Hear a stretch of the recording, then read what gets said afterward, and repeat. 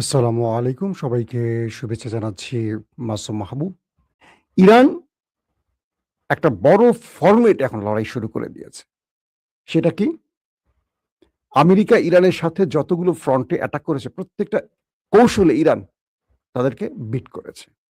America ceasefire করে আরেকটা বড় যুদ্ধের প্রস্তুতি নিচ্ছিল। ইরান সারপ্রাইজ অ্যাটাক করে জর্দানকে ১২টা বাজিয়ে দিয়েছে এবং জর্দানের মার্কিন যুক্তরাষ্ট্রের গর্বের F-35 ৩ টা ধ্বংস করেছে এবং আরো বেশ কয়েকটাকে ক্ষতিগ্রস্ত করেছে। এই খবরগুলো আমি কয়েকবার দিয়েছি আপনাদের। আজকে কুয়েতে আবার বৃহৎ আকারে অ্যাটাক করেছে। কুয়েতে আমেরিকার একটা ঘাঁটি নতুন করে আবার রিব্যাক করছিল। নতুন করে সংস্কারের কাজ চলছিল। সেটাকে অ্যাটাক করেছে। জর্দান, কুয়েত, আরব আমিরাত, কাতার এই প্রত্যেকটি দেশের ঘাঁটি থেকে আমেরিকান সেনারা পালাতে শুরু করেছে। বলা হচ্ছে যে আরব আমিরাতের একটি বৃহৎ ঘাঁটি থেকে মার্কিন যুদ্ধ বিমানগুলোকে সরিয়ে নেওয়া হয়েছে এবং সেই ঘাঁটি খালি করে ফেলেছে। কাতারের আল উদেইদ সবচেয়ে বড় বিমান ঘাঁটি খালি করে ফেলেছে। আমেরিকা ইউরোপ থেকে যে অস্ত্রগুলো, প্রতিরক্ষা ব্যবস্থাগুলো, যুদ্ধ বিমানগুলো এনেছে ইরান টার্গেট করে সেগুলোকে ধ্বংস করে ফেলেছে। এখন আরব সবাই ছুটে গেছে চীন, রাশিয়ার কাছে, ইরানের হাত থেকে আমাদের বাঁচাও। অন্যদিকে লোহিত সাগরে হুতিদের ধোলাই খেয়ে সৌদি আরব এবার ইয়েমেনে স্থল বাহিনী পাঠিয়ে একটা যুদ্ধের পরিকল্পনা করছে। ইয়েমেন বলছে তোমাদেরকে আমরা স্বাগত জানাই, আসো, ঠিক প্যাকেট করে পাঠিয়ে দেব।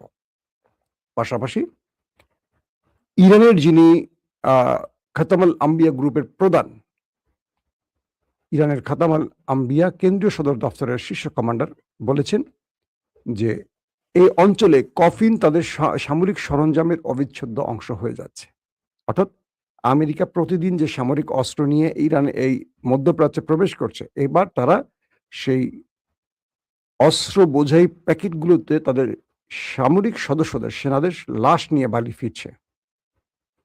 তিনি বলছেন যে আমেরিকা যে ভুল করেছে ইরান সেই ভুলটি করবে না।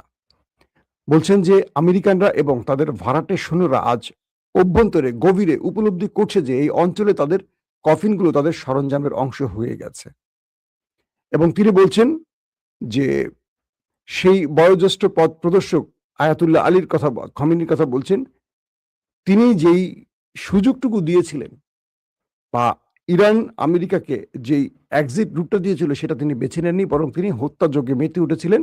মানে ট্রাম্প তার মাসুল এখন দিচ্ছে। পাশাপাশি তিনি বলছেন ইরানের সশস্ত্র বাহিনীর সমন্বয়ে দায়িত্বে থাকা সর্বোচ্চ অপারেশন কমান্ড ইউনিটের প্রধান, তিনি ওয়াশিংটন এবং জায়নবাদী আঞ্চলিক সহযোগীদের যে কোনো ধরনের ভুল অ্যাডভেঞ্চার ব্যর্থ করে দেবেন। দর্শক, আর আল জাজিরার গুরুত্বপূর্ণ খবরের শিরোনাম আমরা দেখলাম যে মার্কিন president Donald Trump board of piece কর্তৃক প্রণীত গাজা বিষয়ক একটি খসড়া শান্তি চুক্তিতে হামাস সম্মত হয়েছে। এই কর্ম পরিকল্পনা অনুযায়ী হামাস পর্যায়ক্রমে নিরস্ত্রীকরণ করবে, তাদের অস্ত্র জমা দিবে এবং একসময় গাজা থেকে ইসরায়েলি সেনা এবং তারা শর্ত দিয়েছে আগে গাজা থেকে সকল ইসরায়েলিদের সরিয়ে নিতে হবে। একটা ব্যাপার গেল। আর আজকে আপনারা জানেন যে সৌদি আরব এবং ইয়েমেনের মধ্যে উত্তেজনা ক্রমান্বয়ে বাড়ছে। এই অঞ্চলে বলা হচ্ছে যে যেকোনো সময় আরো বড় অ্যাটাক হতে পারে এবং স্পেনে মরক্কো থেকে ৬০,০০০ মানুষ অবৈধভাবে প্রবেশ করেছে। আপনারা সেই খবরটি হয়তো বিভিন্ন গণমাধ্যমের সূত্রে জেনে গেছেন। দর্শক, আর দুটো গুরুত্বপূর্ণ খবর দিতে চাই। সেটা হলো ইরান আমেরিকাকে বলেছে যে যদি তোমরা আমাদের দেশের ভেতরে অভ্যন্তরে কোনো বড় অ্যাডভেঞ্চার করতে চাও, স্থল অভিযান চালাতে চাও, আমরা তোমাদের স্বাগত জানাই। তোমরা লিগ্যাল ওয়েতে আসো এবং কফিন প্রস্তুত করে আসো। মানে ইরান রীতিমতো আমেরিকার সাথে এখন কি করছে বলছেন। ট্রাম্প সাংবাদিকদেরকে ইন্টারভিউ দেয়াকালে তার মুখটা ছিল ছাইয়ের মতো কালো।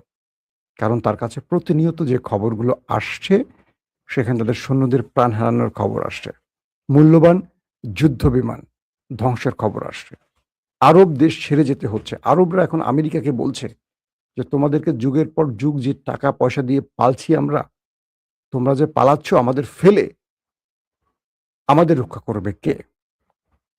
আমেরিকা বলছে যে তোমাদেরকে রক্ষা করতে গিয়ে তো আমরাই শেষ হয়ে যাচ্ছি। আমার প্রতিরক্ষা ব্যবস্থা ধ্বংস হয়ে যাচ্ছে, আমার সেনাবাহিনীর সদস্যদেরকে মেরে ফেলতেছে ইরান। তোমরা তো আমাদের সাথে এই যুদ্ধে আসছো না, ইউরোপ আসছে না, ন্যাটো আসছে না, কি করব একা? তার মানে আরব এবং আমেরিকার মধ্যেও এখন বিশ্বাস অবিশ্বাসের দোলাচল শুরু হয়ে গেছে। হুতিরা বলছে যদি সৌদি আরব স্থল অভিযান শুরু করে, এটা হবে সৌদি আরবের রাজ পরিবারের পতনের মূল কারণ। পাশাপাশি ইরাক, ইসলামিক রেজিস্ট্যান্স সহ আরো কয়েকটি ফরম্যাট থেকে সৌদির তেল ক্ষেত্রে যে টানা আক্রমণ চলছে, এতে করে সৌদি আরব এখন ফুল ফ্রেমে লোহিত সাগরে তাদের পুরো জাহাজ চলাচল বন্ধ হয়ে গেছে। হরমুজ তো পুরোটা ইরান বন্ধ করে দিয়েছে। সৌদি আরবের হাতে হারিকেন ধরিয়ে দিয়েছে ইরান এবং তার প্রক্সি বাহিনীগুলো। এই অবস্থায় সৌদি আরব একটা বড় যুদ্ধের পরিকল্পনা নিয়ে এখন মাঠে নামছে। যেকোনো সময় শুনবেন সৌদি আরব এবং ইয়েমেনের মধ্যে রক্তক্ষয়ী যুদ্ধ শুরু হয়ে গেছে। কারণ দুটো প্রতিবেশী দেশ। আমরা চাই না মুসলিম দেশগুলোর মধ্যে যুদ্ধটা শুরু হোক এবং পাকিস্তানকে টেনে আনার চেষ্টা করছে এই যুদ্ধে সৌদি আরব। তবে এটি হবে খুব ভয়াবহ, কারণ পাকিস্তান যেহেতু সৌদির সাথে চুক্তি করেছে এক দেশ আক্রান্ত হলে আরেক দেশ পাশে থাকবে। পাকিস্তান যদি এই মুহূর্তে সৌদি আরবে প্রবেশ করে, পাকিস্তান কয়েক টুকরো হবে। কারণ আজাদ কাশ্মীরে জানেন যে প্রথম দফা নির্বাচনে প্রায় 40 জন প্রাণ হারিয়েছে এবং এই নির্বাচন বয়কট করেছে তেহরিকে ইনসাফ। কারণ তেহরিকে ইনসাফকে কোনোভাবে নির্বাচনে অংশ নেওয়ার সুযোগ দিচ্ছিল না, তাদের উপর বাধার পর বাধা। এবং মুসলিম লীগ, মানে আওয়ামী লীগ আর বিএনপি, মুসলিম লীগ এবং পিপলস পার্টির মধ্যে সংঘর্ষে 30 জনের উপর প্রায় 40 জন মারা গেছে। আরো দুটো ফেজে নির্বাচন হবে। আল্লাহ ভালো জানে সেই সময় আরো কত মানুষ প্রাণ হারাবে। এটা আজাদ কাশ্মীর, গিলগিট বালুচিস্তান, আজাদ কাশ্মীর এবং খৈবার পাখতুনখোয়া একটা আগ্নেয়গিরির মতো অবস্থায় আছে। পাকিস্তান যখনই সৌদি আরবের সাথে যুদ্ধে জড়াবে, তখন পুরো পাকিস্তানের মধ্যে বিচ্ছিন্নতাবাদী বা এই স্বাধীনতাকামী গ্রুপগুলো বড় অ্যাটাক চালাবে এবং পুরো পাকিস্তান কয়েকটা টুকরো হয়ে যাবে। কনফার্ম থাকেন। এখন শেষ পর্যন্ত পাকিস্তানের ক্ষমতার প্রধান যিনি ফিল্ড মার্শাল আসিম মনির, তিনি কি এই ভুলটা করবেন? এটা আমাদের দেখার জন্য অপেক্ষা করতে হবে। দর্শক, একটা খবর আমার চোখে আসছে, দৈনিক আমার দেশের মাধ্যমে একটা খবর পেয়েছি। সেখানে বলা হচ্ছে যে কওমি শিক্ষার্থীদের জামায়াতে যোগদানে উদ্বিগ্ন হেফাজত। বলা হচ্ছে যে সাম্প্রতিক সময় কওমি মাদ্রাসার অনেক ছাত্র শিক্ষক তারা জামাতে যোগ দিচ্ছেন। এই বিষয়ে কওমির আলেমরা যথেষ্ট উদ্বিগ্ন আছেন এবং তারা বারবারই এই বিষয়ে জরুরি বৈঠক করছেন কিভাবে জামাতে যোগদান ঠেকানো যায়, এবং তারা অনেক আলেমদের নিয়ে এই ব্যাপারে বারবারই মিটিং করছেন। তো ওই বৈঠকে উপস্থিত একজন বলেন, কওমি ঘরানার আলেমরা জামাত জোটে থাকার কারণে কিছু শিক্ষার্থী দলটিতে যোগদান করেছে। এই বিষয়ে তারা অনেক বেশি পেরেশান আছেন। তবে একটি মজার বিষয় হলো, এই রিপোর্টে আরো বলা হয়েছে যে ভবিষ্যতে এই সংখ্যা আরো বাড়তে পারে, মানে জামাতে যোগদানের সংখ্যাটা বাড়তে পারে। তাই এখনো তারা যেকোনোভাবে সেসব আলিম এবং শিক্ষার্থীদের নিবৃত্ত করার চেষ্টা করে যাচ্ছেন। তবে বিএনপিতে অনেকে আবার যোগদান করছেন কওমির। সেই বিষয়ে হেফাজতে ইসলামের কোনো মাথা ব্যথা নেই। তারা জানাচ্ছেন যে বিএনপিতে যোগ দিতে পারে, কারণ তাদের এই বিষয়ে কোনো মাথা ব্যথা নেই। কেননা বিএনপি কোনো ধর্মীয় দল নয়। সেখানে কেউ যোগদান করলে আকীদায় কোনো সমস্যা হবে না। কেউ যদি জামাতে ইসলামীতে যোগদান করে তাহলে তার আকীদা নষ্ট হয়ে যাবে। তাই জামাতে যোগদানের বিষয়টি অবশ্যই প্রতিহত করতে হবে। আজকে আমার দেশ পত্রিকায় এই সংবাদটি আসছে একদম বলা যায় যে লিড, আপনারা দেখবেন যে লিড শিরোনামের কাছাকাছি একটা শিরোনাম করা হয়েছে। Second lead. অর্থাৎ হেফাজতের আলেমরা বলছেন যে জামাতে যোগ দেয়া যাবে না। সেখানে গেলে আকীদা নষ্ট হয়ে যাবে।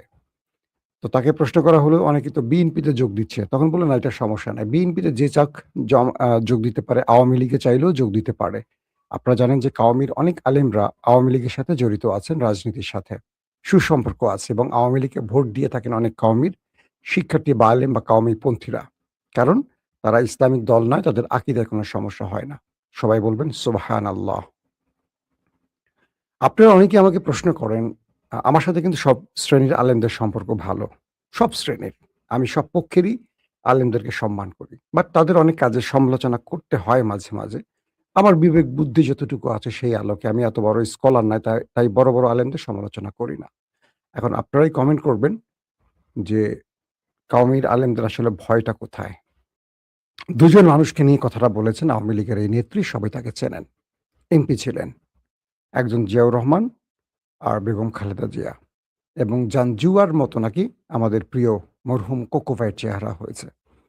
এই কথাগুলো গত ১৫ বছরে ক্ষমতায় বসে আওয়ামী লীগ প্রতিদিনই চর্চা করেছে বেগম জিয়া, জিয়া পরিবার, তারেক রহমান, জিয়াউর রহমানকে নিয়ে। ইন্টারেস্টিং ব্যাপার। ১৫-১৬ বছর শেখ হাসিনা এর চেয়ে জঘন্য ভাষায় খালেদা জিয়াকে কটাক্ষ করেছেন এবং বলেছেন যখন খালেদা জিয়াকে এক কাপড়ে ঘর থেকে বের করে দেয়া হয় তখন আমার নিজের মনে আছে, আমার ডিজিএফআই এর অনেক বন্ধুরা জানিয়েছে, অগ্রিম আমি তখন টেলিভিশনে চাকরি করি।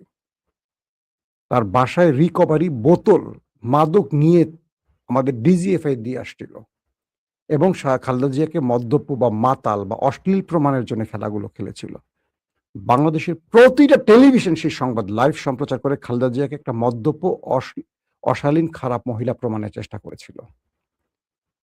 আমি বিশ্বাস করি তারেক রহমানের মা, মানে আমাদের তো তিনি নেত্রী বা মা, তার চেয়ে অনেক অনেক বেশি আপন বা তার হৃদয়ে রক্তক্ষরণ হয়েছে তারেক রহমানের। আওয়ামী লীগের যেসব লোক ১৫ বছর বিএনপিকে নির্যাতন করেছে, খালেদা জিয়াকে, জিয়াউর রহমানকে, তারেক রহমানদেরকে নিয়ে এই অশালীন মন্তব্য করেছে, জাইমা রহমানের চরিত্র নিয়ে যে ডক্টর মুরাদরা কি নোংরা ভাষায় কথা বলেছে, দেখেন আজকে সেই আওয়ামী লীগ বিএনপির সবচেয়ে আপন মানুষ এবং এই আওয়ামী লীগকে সাথে নিয়ে এনসিপি জামাতকে পেটাচ্ছে বিএনপির ছাত্রদল, যুবদলের ভাইয়েরা। সোশ্যাল মিডিয়াতে নাসিরুদ্দিন পাটোয়ারির বেয়াদবির জন্য তাকে মারা হচ্ছে, যেখানে সেখানে তাকে প্রতিহত করা হচ্ছে, আঘাত করা হচ্ছে। আচ্ছা, এই নাসিরুদ্দিন পাটোয়ারিরা তো বিপ্লব করে বিএনপিকে ক্ষমতায় বসিয়েছে না? ধরলাম তার মুখ খারাপ, আমি জানি তার মুখ খারাপ। আমি একবার পাটোয়ারিকে বলেছিলাম যে ভাই তোমার মুখটা তো খারাপ, মুখটাকে একটু কি বলে জমজমের পানিতে ধুয়ে নিও। আমি তার এই বক্তব্যের পক্ষে না, কিন্তু কিছু জায়গায় আমি বিপক্ষে, সেটা আমি স্পষ্ট করব। যে বক্তব্যটি আপনাদের শোনালাম একজন গুরুত্বপূর্ণ আওয়ামী লীগের এমপি এবং তিনি বা এই গোষ্ঠীরই প্রতিদিনই এইভাবে বেগম জিয়াদেরকে নিয়ে অশ্লীল কথা বলতেন।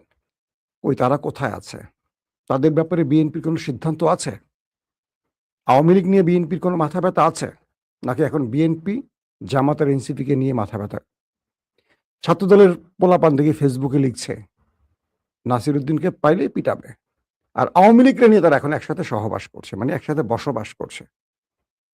ক্ষমতায় থাকা অবস্থায় এই বিএনপি আওয়ামী লীগ দ্বারা এমন কোনো নির্যাতন নাই যেটা হয় নাই। ক্ষমতায় বসে সেই আওয়ামী লীগের চেহারাই বিএনপির মধ্যে ঢুকে গেল অদৃশ্যভাবে। এই দুজন লোক, একজন বর্তমান বিএনপির এমপি আমাদের নুরুল হক নুরু, আর একজন তারেক রহমানের রাজনৈতিক উপদেষ্টা। তাদের বক্তব্যগুলো শুনছেন। বিএনপিকে দেউলিয়া হওয়ার পথে, যে দলটার মধ্যে এত মেধাবী মেধাবী লোক থাকতে, যে লোক দলটাকে ভাড়া করতে হয় অন্য দলের কমেডিয়ানদের, মিথ্যুকদের এবং চাঁদাবাজদের, অন্য দলের টাউট বাটপারদের, বিকাশ নগদের এজেন্টদের, সেই দলটার কি অবস্থা হতে পারে? শেখ হাসিনা ইনু মেননদের ভাড়া করেছিল, আপনাদের মনে আছে না? শেখ হাসিনার পরিণতির কথা মনে আছে আপনাদের? বিএনপিতে এত এত মেধাবী লোক, দেশপ্রেমিক লোক আছে, কিন্তু দেখেন এখন টপ ফরম্যাটে কারা আছে? রাশেদের ইশারায় এনসিপিকে নিয়ন্ত্রণ করা হচ্ছে, এটা নাসিরুদ্দিন পাটোয়ারির অভিযোগ। তারেকের মতো পচা জিনিস এখন বিএনপির কাছে গ্রহণযোগ্যতা পাচ্ছে। বেছে বেছে ওই লোক রনিদের মতো অ্যাবনর্মাল লোকদেরকে এখন টকশোতে পাঠাচ্ছে বিএনপি। বিএনপি কি চায় আওয়ামী লীগের মতো তারা পচতে থাকুক? আওয়ামী লীগ একদিনে পচে নাই, বিপ্লব একদিনে আসে নাই। মানুষ আওয়ামী লীগকে ঘৃণা করেছে এই বক্তব্যগুলোর জন্য, এই অশ্লীল, মিথ্যুক, নোংরা, অজনপ্রিয়, ক্যারেক্টারলেস ব্যক্তিগুলোকে আওয়ামী লীগ সবসময় টপ বা ক্যামেরার সামনে বসাতো। মানুষের কাছে আওয়ামী লীগ একদিনে এই গণ অভ্যুত্থান সৃষ্টি হয় নাই। বিএনপি সেম, দেখেন বিএনপিতে অনেক মেধাবী লোক আছে। আমরা বিএনপির অনেককে চিনি যারা দীর্ঘদিন কাজ করেছেন তারেক রহমানের সাথে, তাদেরকে সিনে দেখবেন। আপনার সালেহ শিবলিকে কখনো সিনে দেখেছেন? আমরা লন্ডনে এক টিমে কাজ করেছি। তারেক রহমান যখন লন্ডনে ছিলেন, তার রাজনৈতিকভাবে তাকে মিডিয়ার পুরো সাপোর্টটা সালেহ শিবলি দিয়েছেন। কখনো তাকে দেখেছেন ফেসবুকে বড় আগডুম বাগডুম করতে, টেলিভিশনে? সে এখন তারেক রহমানের প্রেস সচিব। প্রেস সচিব নাম্বার 1 পজিশনে একেবারে তারেক রহমানের সঙ্গে চুম্বকের মতো থাকেন। তারপরে আছেন আমাদের আতিউর রহমান রুমান ভাই। 2nd প্রেস সচিব 2 তাদের ফেসবুক স্ট্যাটাস, তাদের বক্তব্য দেখেন তো ভালো করে। মাহাদি আমিন, তারেক রহমানের আরেক উপদেষ্টা। একসঙ্গে কয়েকটা দায়িত্বে আছেন তার। তার বক্তব্য দেখেছেন কত গোছানো, গঠনমূলক। এদেরকে খুব একটা টকশোতে দেখেন? রাশেদকে, রনিকে ডাকা হয়। কেন এই লোকগুলোকে বিএনপি পাঠাচ্ছে? বা এই লোকগুলোকে প্রমোট করছে কেন? তার মানে বিএনপিকে আওয়ামী লীগ বানাতে চায়। আবার মিডিয়াগুলো রাশেদ, রনিদের মতো লোকদেরকে ডাকে। এরা কেউ বিএনপির আসল লোক নয়, কিন্তু এরা এইটার জন্য। আজকে আপনি রাশেদকে টাকা দেন, নুরুকে টাকা দেন, ও মানে বিএনপির চেয়ে বেশি দেন, চলে আসবে। এরা রাজনীতি করতে আসে টাকার জন্য, পকেটের জন্য। গরিবের সন্তান টাকা মালিক হতে হবে। অল্প সময় ফ্ল্যাট, গাড়ি বাড়ি হয়ে গেছে। তাকে তার স্বপ্ন, ড্রিম প্রজেক্ট বাস্তবায়ন করতে দিচ্ছে না কে বা কারা। এটা আমার বিশ্বাস। আজকে এনসিপির নাসিরউদ্দিন পাটোয়ারি যদি বেয়াদব হয়, তাহলে আওয়ামী লীগের লোকগুলো 16 বছর যা করেছে, 16 বছরে তাদেরকে কি বলবে? আওয়ামী লীগকে সাথে নিয়ে বিএনপি এগুচ্ছে আর এনসিপিকে পেটাচ্ছে। আমার কথা হলো এনসিপিকে পেটান, পিটিয়ে আরো বড় রাজনৈতিক দল বানান, জামাতের জায়গায় বসান। যেটাই করেন, এনসিপিকে গুরুত্বপূর্ণ করতে হলে মারতে হবে, জেলে নিতে হবে, বাধা দিতে হবে। এগুলো করলে রাজনীতিতে বড় হওয়া যায়। এনসিপির পেছনে জামাত ছাড়া কেউ আছে? এনসিপিকে বড় করবেন কাদেরকে নিয়ে? আওয়ামী লীগকে দিয়ে? এনসিপি তারা বড় হবে, বড় হওয়ার মতো কিছু দেখাতে হবে। জামাত ক্ষমতায় আসবে না, কিন্তু জামাত ক্ষমতা থেকে নামাতে পারে। এটা হাসিনা মেনে গেছেন, বলে গেছেন, স্বীকার করে গেছেন এবং প্রমাণও পেয়েছেন। 24 আমার কাছে মনে হয় যে বিএনপির তারেক রহমান যেই আইডিওলজি নিয়ে রাজনীতি করেন, তাকে সেটা করতে দেয়া হচ্ছে না। আমি বারবার এই কথাগুলো বলি। আমার কাছে মনে হচ্ছে খুব কৌশলে বিতর্কিত লোকগুলোকে খুব ক্লোজ ফ্রেমে তারেক রহমানের কাছে ইনপুট করা হচ্ছে। টেলিভিশনগুলোতে অজনপ্রিয়, বাকওয়াজ, মেধাহীন লোকগুলোকে বিএনপির হয়ে প্রমোট করা হচ্ছে। এটা আওয়ামী লীগ বা একটা বিশাল পরিকল্পনার অংশ হতে পারে। কারণ টেলিভিশনগুলো নিয়ন্ত্রণ করছে এখনো ওই আওয়ামী লোকেরা।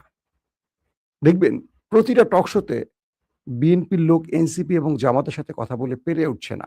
ঠিক আওয়ামী লীগের যে অবস্থাটা, তখন কি করছে? রাশেদরা হারামজাদা, কুত্তার বাচ্চা বলে গালাগালি করতেছে। বিএনপি নেতারা হুমকি দিচ্ছে, মারতে যাচ্ছে, মুখে অশ্লীল বক্তব্য দিচ্ছে। রাশেদ, বাপরে বাপ, সে হঠাৎ করে বিএনপি হয়ে গেল গণ অধিকার থেকে, যে হাসিনাকে মা বলে ডেকেছিল রাশেদ বা নুরুরা। এই বিএনপি যখন রাশেদ বা নুরুকে ছেড়ে দিবে, রাস্তায় মানুষ পিটিয়ে সোজা করে ফেলবে। কেউ তাদেরকে মানে বৃষ্টি হলে ছাতা ধরার কেউ থাকবে না। দুদিন না খেয়ে থাকলে কেউ একবেলার খাবার প্লেট এগিয়ে দেবে না। এই নুরু রাশেদ এতটা পচে গেছে। তো আমার যদি মনে হয় যে বিএনপি তাদেরকে ক্লোজে ডেকে এনে একটু উপরে তুলে ফেলে দিতে চায়, তাহলে গুড। যদি বিএনপি তাদেরকে দিয়ে সামনে এগোতে চায়, তাহলে বিএনপি ফল করবে। কারণ এই ইনু মেনুনরা আওয়ামী লীগের জন্য উপকৃত হয় না, বিএনপির জন্য হবে না। এটা বিএনপিকে আজকে হোক কালকে হোক বুঝতে হবে। হয়তোবা তখন বুঝবে যখন আর সময় থাকবে না। নাম্বার 3, বিএনপির রাজনীতিতে হঠাৎ করে যে অস্থিরতা দেখা যাচ্ছে, এটা আমি একটা খুব ষড়যন্ত্রের গন্ধ পাচ্ছি। যা তারেক রহমান কখনো বলেননি, যা করেননি বা করার কথা না, বিএনপিতে তাই হচ্ছে। কি? নাসিরউদ্দিন পাটোয়ারিদের বিরুদ্ধে ফোন চুরির মামলা দেয়া হয়েছে। তাদের ছেলেদেরকে চোখ অন্ধ করে দেয়া হলো, তাদের গাড়ি ভাঙা হলো, উল্টো তাদের নামে মামলা হলো মোবাইল চুরির। আমার মনে পড়ছে বিএনপি নেতাদের, আমাদের আজকে শিক্ষামন্ত্রী, তার বিরুদ্ধে ভ্যানিটি ব্যাগ চুরির মামলা হয়েছিল, আওয়ামী লীগ করেছিল। ঘরের টিন চুরির মামলা হয়েছিল, গরু চুরির মামলা হয়েছিল, মুরগি চুরির মামলা হয়েছিল। মনে আছে আপনাদের? বিএনপিকে সেই পথে হাঁটছে। আওয়ামী লীগ যা করছেন বিএনপি তাই করবে? তো করতে থাকুক। আওয়ামী লীগ তো 15 বছর টিকছে। বিএনপি কতদিন টিকে দেখি। কথাগুলো বিএনপির সমালোচনা করছে। কেন করছে বলেন তো? বিএনপিকে এই রূপে দেখতে চাই না। বিএনপিকে দেখতে চাই এমন একটা রূপ যেটা আমাদের স্বপ্নের রূপ। যেটার জন্য আমরা অনেক ত্যাগ স্বীকার করেছি, লড়াই করেছি, কষ্ট স্বীকার করেছি, অনেক কিছু হারিয়েছি। জীবন থেকে মূল্যবান অনেক কিছু হারিয়েছে। জীবন থেকে মূল্যবান 15টা বছর হারিয়েছি বিএনপির জন্য। বিএনপির থেকে ৳1 সুবিধা নিতে যাইনি, যাব না। আল্লাহকে সাক্ষী রেখে বলছি। আল্লাহকে সাক্ষী রেখে বলছি, লাইভ ব্রডকাস্টে আপনাদের বলছি, সুবিধা নিতে যাইনি, যাব না। আমি মাসুম সুবিধা নিতে চাইলে রাশেদদের চেয়ে অনেক গুরুত্বপূর্ণ জায়গায় যাওয়ার ক্ষমতা আল্লাহ আমাকে দিয়েছে, যোগ্যতা আমাকে দিয়েছে। কারণ আমি বিএনপির টপ ২ জনের সাথে কাজ করেছি, বেগম জিয়া এবং তারেক রহমানের সাথে। আমি যাইনি সেখানে, আমাকে ডাকা হলেও আমি যাব না। কারণ রাজনীতি হলো একটা পাপ। একটা পাপ। কি পাপ? এই দেশে আপনি রাজনীতি করে মানুষকে বাঁচাবেন, দেশকে রক্ষা করবেন, এটা একটা স্লোগান। মূলত সবাই পকেটের জন্য যায়। আমি পরকালকে বিশ্বাস করি, আল্লাহকে ভয় করি, কবরকে ভয় করি। সেজন্য রাজনীতি থেকে দূরে থাকি। কারণ মৃত্যুর পরে আমি আল্লাহকে কি জবাব দিব? ব্যক্তিগতভাবে একজনের ক্ষতি করতে পারি। রাজনীতি করলে পুরো ১৮ কোটি মানুষকে ক্ষতি করতে হয়, ঠকাতে হয়। সে কাজটা আমাকে দিয়ে হবে না। আশা করি বিএনপির ভাইদের জন্য যে নসিহতগুলো করলাম চিন্তা করবেন। এই কথাগুলো আওয়ামী লীগের জন্য বলতাম ১ম দিকে। তারপরে বলা বন্ধ করে দিয়েছি, কারণ আওয়ামী লীগ শত্রু বানিয়ে ফেলছে। এখন বিএনপি শত্রু বানাবে। এই মাসুম তো আমাদের লোক ছিল। এরকম কথা বলে কেন? কেন বলি? একটু কান পাতেন। শুনতে চেষ্টা করেন মানুষ কি বলে বিএনপির এসব কর্মকাণ্ডে। সারা ডিস্ট্রিক্টগুলোতে, রাস্তাঘাটে, দোকানপাটে চাঁদাবাজি, বিভিন্ন অভিযোগ একদম সেফ। মির্জা ফখরুল ইসলাম আলমগীর কালকে কি বলেছেন? পূর্বের চেয়ে এখন চাঁদাবাজি, দুর্নীতি আরো বেড়েছে। এই রাষ্ট্রের কিচ্ছু পরিবর্তন হয় না, একমাত্র তারেক রহমান ছাড়া। কে বলছেন? মির্জা ফখরুল ইসলাম আলমগীর, দলটির মহাসচিব, এলজিআরডি মন্ত্রী।